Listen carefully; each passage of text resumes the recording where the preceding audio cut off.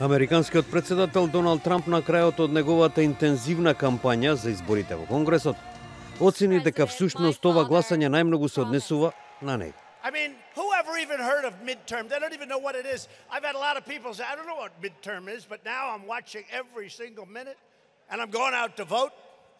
But the key is you have to go out to vote. Because in a sense, I am on the ticket. You got to go out to vote. Трамп се надева дека со својата кампања ќе ги спречи демократите да го преземат Конгресот од неговите републиканци.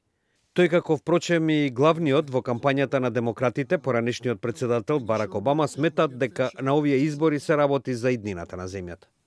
But most importantly, the character of this country is on the ballot. Who we are is on the ballot. Токму ова го потврдува и ентузијазмот на избирачите, кој е многу поголем од претходните избори. До сега предвремено гласале над 35 милиони американци, што е за над 67% повеќе од 2014 година, кога исто така се решаваше за мнозинството во Конгресот. Така наречените среднорочни избори се одржуваат на половина од председателскиот мандат. Изборите одлучуваат кој ќе го контролира Конгресот. Се избираат сите 435 места во представничкиот дом. Тие имаат двегодишен мандат. Се избира 1/3 од Сенатот од 100 места. Сенаторите служат 6-годишни мандати кои се преклопуваат. Резултатите од изборите може да имаат значителен ефект врз способноста на председателот да управува со земјата.